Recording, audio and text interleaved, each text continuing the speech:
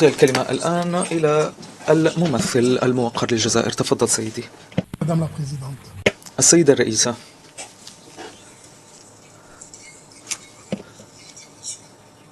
بدء ذي بدء أود أن أتوجه إليك أنت وأعضاء المكتب الآخرين بأحر التهاني على انتخابكم المستحق على رأس هذه اللجنة وإدارة أعمالها. وأؤكد لكم على الدعم التام لوفد الجزائر. أود أن أركز في مداخلتي هذه على الوضع في الصحراء الغربية. هذا الإقليم الذي يعتبر آخر مستعمرة في أفريقيا هو أكبر إقليم محتل في العالم، وتصفية الاستعمار في هذا الإقليم ترد في جدول أعمال الأمم المتحدة منذ 1963، أي حوالي 60 سنة تقريبا. وبعد مضي 6 عقود شعب الصحراء الغربية لا يعرف سوى المنفى أو الاضطهاد. السيدة الرئيسة، قبل أسبوعين فقط وفي 4 أكتوبر شهدنا مستجدات تاريخية بشأن هذه القضية، مستجدات تضاف إلى مختلف المرجعيات القانونية الأساسية المتعلقة بمسألة الصحراء الغربية. هنا أود أن أذكر بالقرار النهائي والقاطع الذي أصدرته محكمة العدل الأوروبية، وذلك في القضية المتعلقة بمسألة الصحراء الغربية والاتفاقات التجارية بين المغرب والاتحاد الأوروبي في مجال الصيد والمنتجات الزراعية. أود هنا أن أشير إلى نقطتين ثابتتين أكد عليهما هذا الحكم الصادر عن محكمة العدل الأوروبية. أولا، إقليم الصحراء الغربية منفصل ومتميز عن المملكة المغربية، ومكانته هي مسألة تصفية استعمار. وأقتبس: الاتفاقات التجارية بين الاتحاد الأوروبي والمغرب في مجال الصيد والمنتجات الزراعية والتي لم يتم استشارة رأي الشعب الصحراوي بشأنها تنافي مبادئ تقرير المصير والآثار المترتبة عن المعاهدة. نهاية الاقتباس. ثانيا، جبهة البوليساريو هي الممثل الشرعي والوحيد للشعب الصحراوي. وأقتبس: جبهة البوليساريو هي جهة التواصل المفضلة في سياق العملية التي تطلع بها الأمم المتحدة من أجل تحديد الوضع المستقبلي للصحراء الغربية. وبالنظر لتبعات هذا على حق الشعب الصحراوي في تقرير مصيره، فجبهة البوليساريو تستوفي كل المعايير اللازمة كي تستأنف أمام المحاكم القرارات التي يتم اتخاذها والتي تخص الشعب الصحراوي.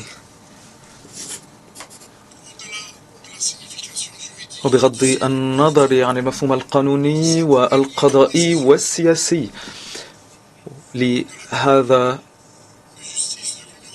القرار الآخر لمحكمة العدل الأوروبية يمكن أن نستخلص 3 دروس. أولا، هذه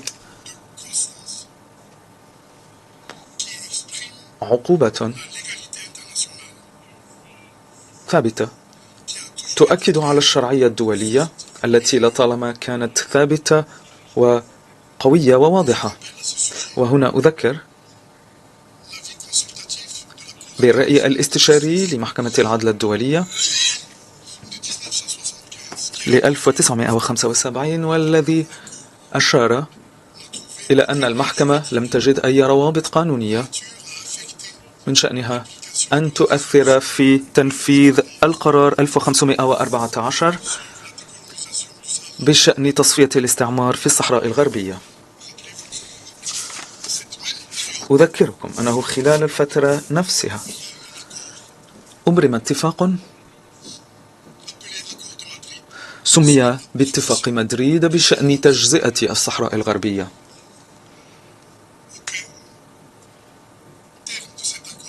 وبنود هذا الاتفاق لم تحظى بقبول المجتمع الدولي. المجتمع الدولي الذي قرر وأكد مرة أخرى في شهر نوفمبر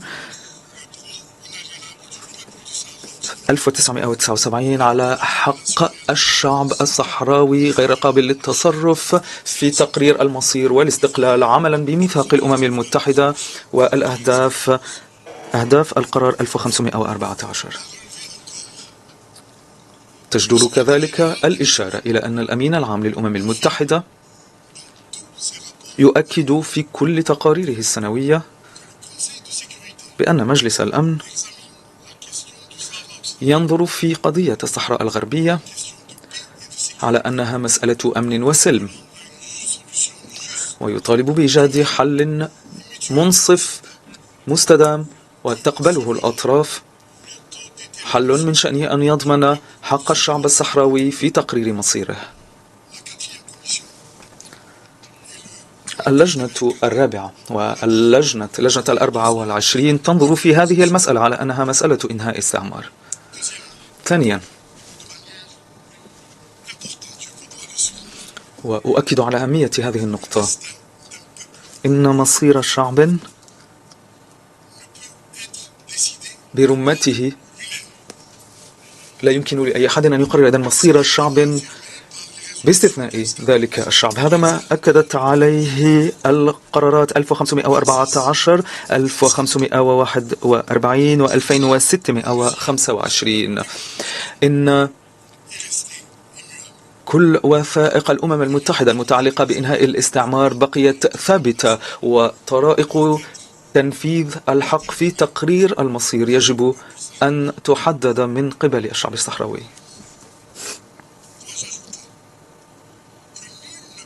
علاوة على ذلك، وإجابة على بعض الزملاء، لا يمكن لأي طرف أن يقدم ختم سيادة الصحراء الغربية بمنأى عن رغبة الشعب الصحراوي. لا يمكن لأي طرف أن يشير إلى الاستثمارات أو أن يحتج بالاستثمارات وفتح القنصليات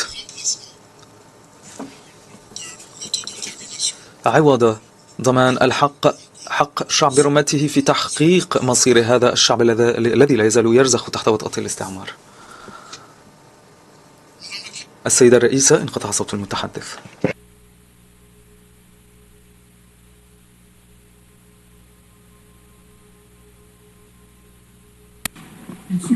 My apologies. المعذرة سعادة السفير، ولكن الميكروفون قد انقطع لانقضاء الوقت 10 دقائق. Il n'y a pas de quoi. J'espère que ça s'est bien passé. Je remercie le district. أشكر ممثل الجزائر الموقر على بيانه. سأعطي الكلمة الآن إلى ممثل المغرب الموقر. إليك الكلمة. شكرا جزيلا السيدة الرئيسة. اسمحي لي بداية أن أهنئك أنت وأعضاء المكتب الآخرين على انتخابكم، وأؤكد لكم على دعمنا التام.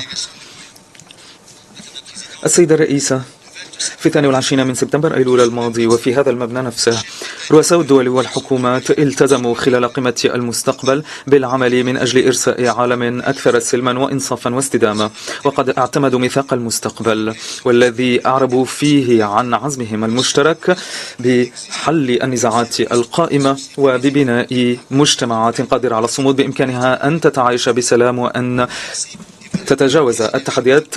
والمبادئ التي استند إليها في هذا الميثاق هي نفسها المبادئ التي نستند إليها بشأن مسألة الصحراء، أي مبادرة المغرب للحكم الذاتي. بتقديم هذه المبادرة لمجلس الأمن في 2007 المغرب قدم حلا تفاوضيا وليس مفروضا، حل شامل وليس متحيز، حل موجه صوب المستقبل. بعبارة أخرى هذا خيار استراتيجي يكرسه اليوم ميثاق المستقبل نصا وروحا، ولا سيما المبادئ والنقاط التالية. أولا، الميثاق يؤكد دور الأمم المتحدة في صون الأمن والسلم الدوليين. المملكة لا تنظر في حل لمسألة الصحراء المغربية خارج إطار مجلس الأمن التابع للأمم المتحدة. إن المغرب لطالما أكد على امتثاله للعملية السياسية تحت الرعاية الحصرية للأمين العام للأمم المتحدة بتيسير من مبعوثه الشخصي.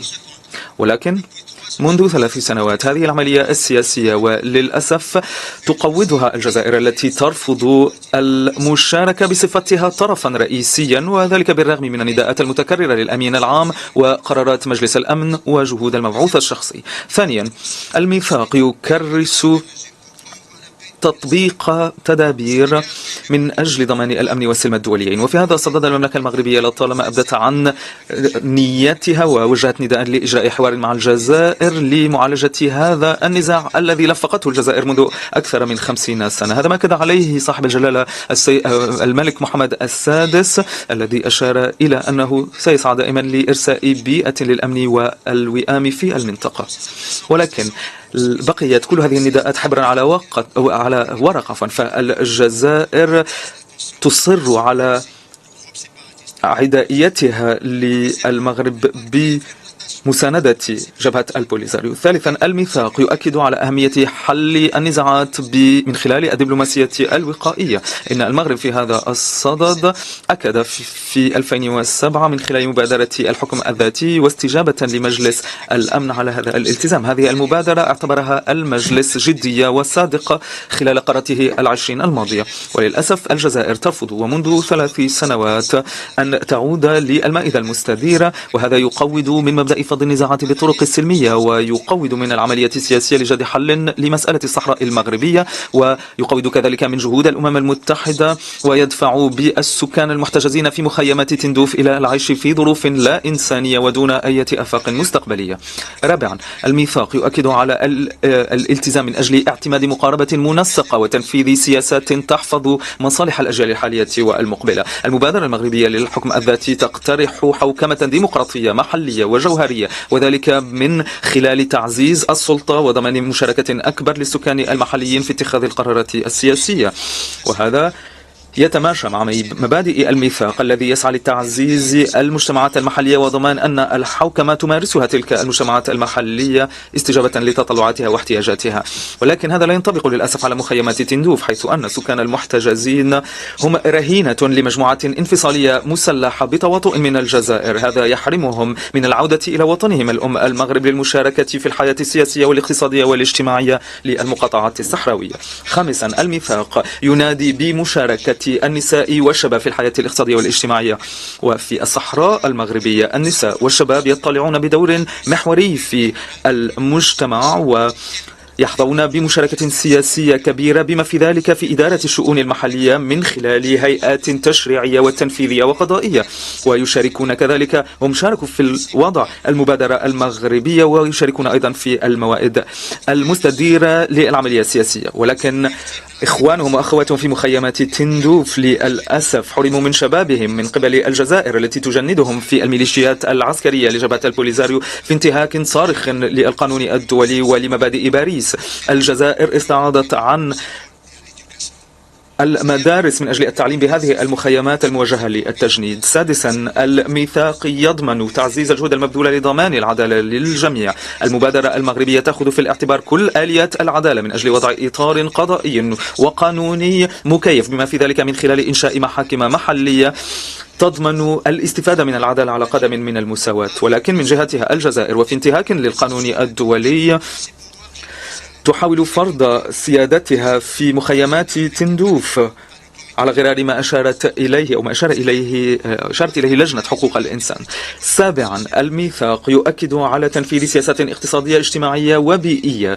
إن مبادرة المغرب من شأنها أن تعزز من النمو والتنمية الاقتصادية في الصحراء المغربية، وذلك من خلال مبادرة اقتصادية تستجيب لاحتياجات السكان المحليين من خلال نموذج جديد للتنمية لمقاطعة الجنوب أطلقه صاحب الجلالة الملك محمد السادس. هذا يفضي إلى خلق فرص عمل وتحسين مستوى العيش. ولكن للأسف 40,000 شخص في مخيمات تندوف يعيشون في وضع هش للغاية.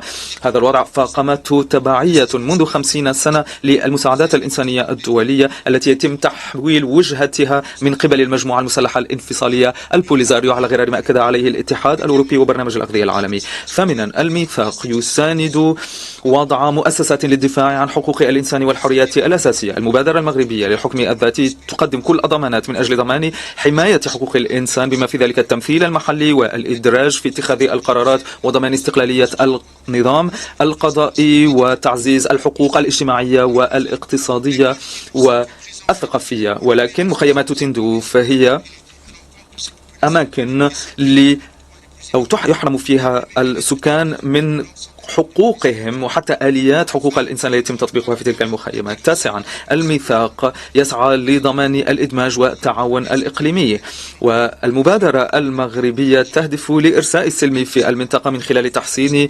الجوار والاستقرار وضمان التعاون الثنائي الطرف وإيجاد ظروف للتنمية والإدماج والتكامل الإقليمي ودون الإقليمي. من جهتها الجزائر تنافي في عملها الميثاق، وهي تحتضن مجموعة انفصالية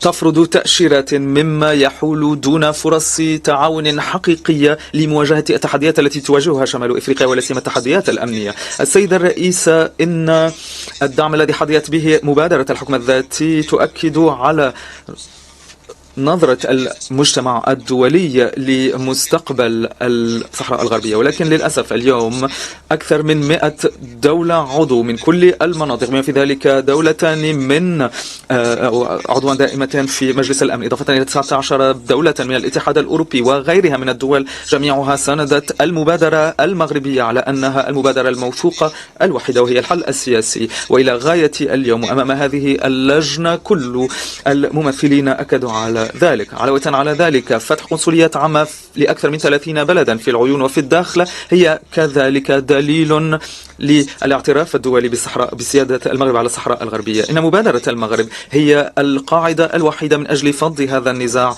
الإقليمي، فهي تضمن إدارة السكان الأصليين لشؤونهم، وهي تعزز من أو ظهور وحدة المغرب العربي، كما أنها تنسجم مع الميثاق الذي اعتمد الفترة الأخيرة. على الجزائر أن تفهم بأن هذا المشروع الانفصالي الذي تطلع به قد فشل، فالصحراء أصبح مغربيا منذ 1975 وكانت قبل ذلك مغربية. ختاما أؤكد على دعمي وانقطع صوت المتحدث. أشكر ممثل المغرب الموقر على بيانه. أيها المندوبون الموقرون،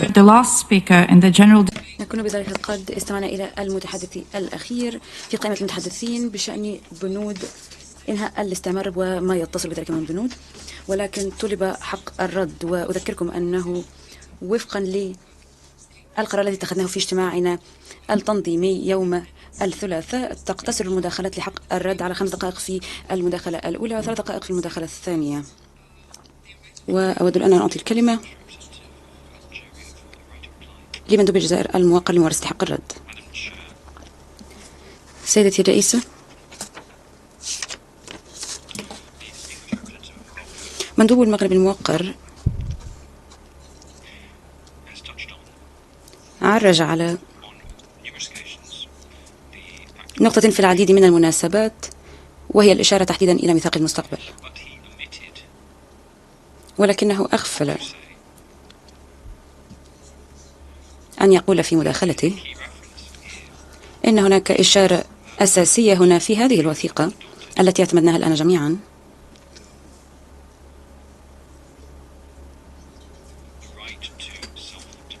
للحق في تقرير المصير. وهناك إشارة كذلك لمشروعية المقاومة في وجه الاضطهاد والاحتلال الاستعماريين. مسألة الصحراء الغربية تقع تحت مظلة هذه الإشارة. واسمحوا لي أن أذكر كل الحاضرين بأن المندوب في 10 دقائق فحسب لم يذكر مندوب المغرب الموقر مرة واحدة عبارة الصحراء الغربية، ولكن تلك هي النقطة الواردة كعنوان لهذا البند من جدول الأعمال في اللجنة. هذه إشارة للصحراء الغربية، ووفقا لسردية زميلي وجاري مجرد استخدام عبارة الصحراء الغربية أمر محظور. ثانيا، إذا أردنا أن نناقش الصحراء الغربية وحق الشعب الصحراوي غير قابل للتجزئة في تقرير المصير، علينا أن نقر بأن المغرب ترتكب الكثير من الانتهاكات الجسيمة للحقوق الأساسية للشعب الصحراوي. هناك انتهاكات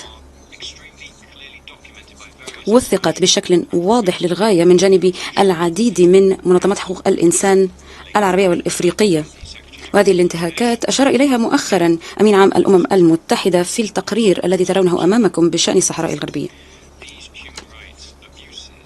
تلك الانتهاكات لحقوق الإنسان تتضمن من بين جملة أمور أخرى الاختفاء القسري للصحراويين وتعذيب سجناء الرأي والاعتقال التعسفي وعنف الشرطة والترهيب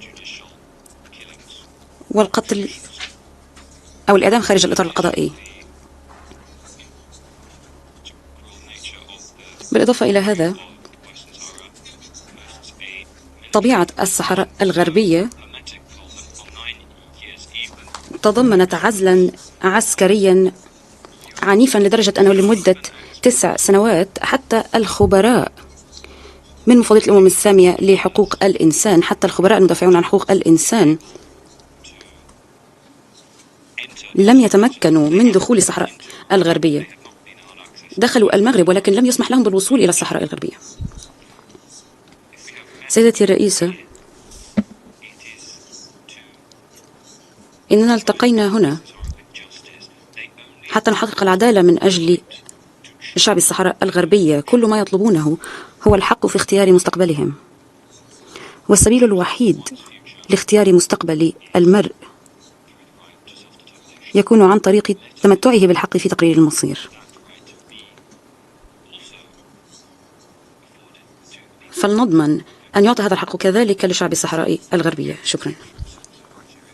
شكرا لمندوب الجزائر الموقر. أعطي الكلمة الآن لمندوب المغرب الموقر لممارسة حق الرد. شكرا جزيلا سيدتي الرئيسة. كنت أود ألا يستخدم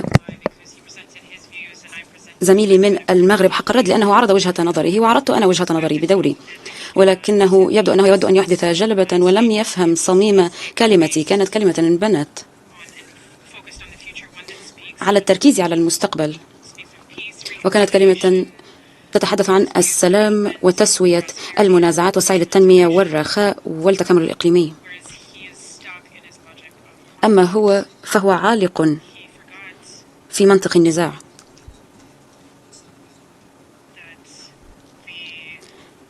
لقد نسي في كلمته أن المتحدثين في هذه القاعة أعربوا عن دعمهم على مدار سنوات طويلة لمبادرة المغرب للحكم الذاتي،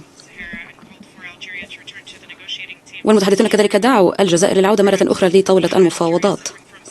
ويبدو أن الجزائر تعاني من نوع من أنواع الشيزوفرينيا.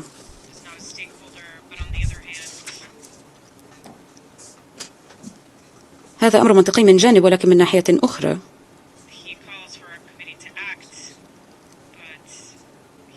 إنه يدعو هذه اللجنة للتصرف، ولكنه يغفل الدعوة لمجلس الأمن، وتلك ليست محض مصادفة، فمجلس الأمن بالفعل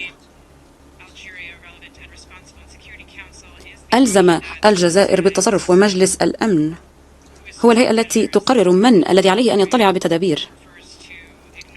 والجزائر تفضل أن تتجاهل هذه المسألة وتتجاهل البيانات التي سمعناها هنا في هذه القاعة. سيدتي الرئيسة، جدول أعمال لجنتنا يتضمن 5 بنود ومجموعة من البنود الفرعية، بما في ذلك القضية الفلسطينية ولبنان والأراضي العربية المحتلة. وأخي السفير من الجزائر كل مرة على مدار 5 سنوات أصر على عدم التطرق لأي مسائل غير مسألة الصحراء. وأما عن موقف الجزائر في المسائل الأخرى فلا نسمعه أبدا. الجزائر مهووسة بهذه المسألة فحسب. وردا على كلمته حين يتحدث عن الشعب الصحراوي، لا يوجد شعب في هذه المنطقة، هناك بعض السكان في هذه المنطقة، وجزء من هذه السكان أجبره الجيش الجزائري والبوليساريو على المعيشة في مخيم تندوف. إذا أراد أن يتحدث عن الشعب، عن شعب المنطقة، ليس عليه إلا أن يفتح هذه المخيمات ليرى ما إذا كانوا من الصحراويين أو الجزائر أو كانوا لاجئين من مالي ومن مناطق أخرى. وأود أن أؤكد أنه لا يوجد تعريف واضح لكلمة people أو شعب. حتى لجنة حقوق الإنسان التابعة للاتحاد الأفريقي لم تتمكن حتى اليوم من توفير تعريف واضح لكلمة الشعب أو people، لأن المتحدث أحيانا ما يشير إلى الشعب وأحيانا ما يشير إلى السكان. هناك سكان في المغرب وهناك لاجئون في الجزائر. أما عن مسألة تقرير المصير، ربما نسي أن يقرأ مبادرة المغرب للحكم الذاتي، لأن هذه مسألة حساسة، ولكن هذه المبادرة تسمح باستفتاء شعبي في نهاية المفاوضات، والشعب والسكان الصحراء المغربية سيكون له أن يقرر ما إذا كان يوافق على هذا الحل. ومن يعيشون في هذه المخيمات هم من سيصوتون على الحل السياسي والاتفاقات التي يوفرها مجلس الأمن، تحديدا الحلول القائمة على توافق الآراء والحلول التوفيقية على نحو مستدام. علينا أن نعود إلى الموعد المستديرة، وعلى الأطراف الأربعة أن تتحلى بمسؤولياتها حتى تصل منطقتنا إلى السلام والاستقرار. وحتى ذاك الحين ستستمر المغرب في مسارها من أجل تنمية المنطقة. انقطع الصوت عن المتحدث.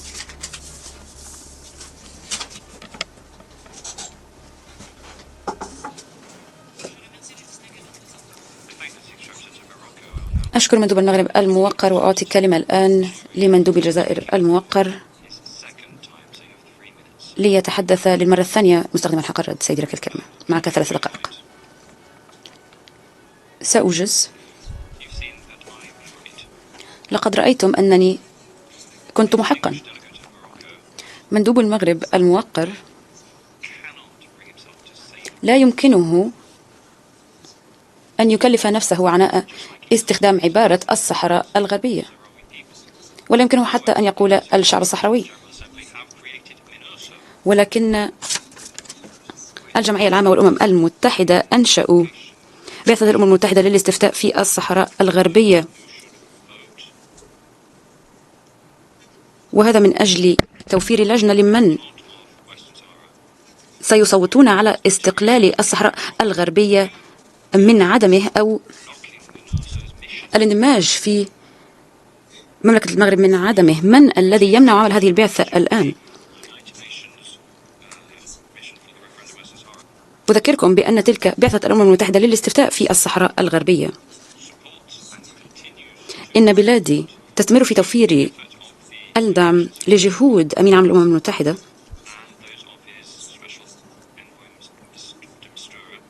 ومبعوثه الشخصي السيد مستورة من أجل التوصل إلى حل سياسي لمسألة الصحراء الغربية.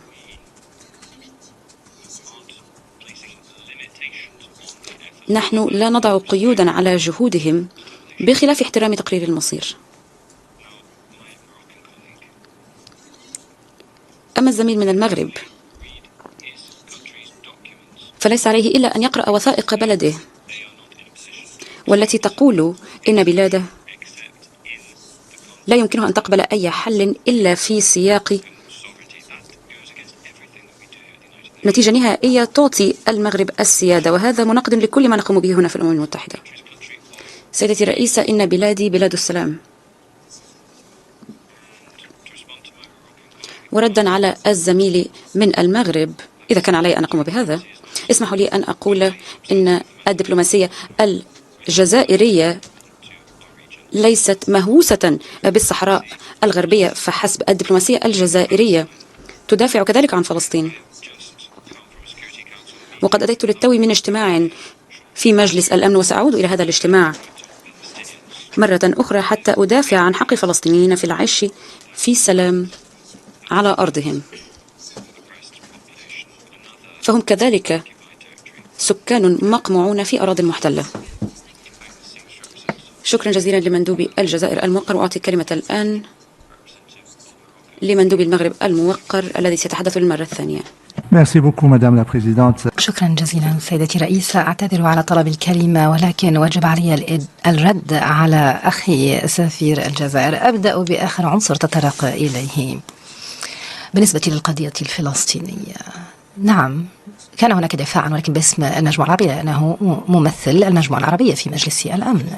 وإذا ما كانت الجزائر مهتمة بهذا القدر لحقوق الشعب الفلسطيني، لماذا يمنع مظاهرات الشعب الجزائري في شوارع الجزائر دعما لغزة، دعما للبنان، دعما للضفة الغربية؟ إنهم يحضرون المظاهرات، وما من أحد له الحق في التظاهر. أما في المغرب كل أسبوع نشهد مظاهرات أمام البرلمان وفي المدن الكبرى. ثانيا، أخي الجزائري على ما أعتقد متأثرا، لأنني أتحدث عن الصحراء المغربية. نعم، لا أتحدث عن الصحراء الغربية، لأن هذه الصحراء لم تظهر أبدا في التاريخ، وإنما كانت وتظل الصحراء المغربية. ولسوء الطالع غير الاستعمار الوضع، حتى حينما وردت هذه القضية في 1963.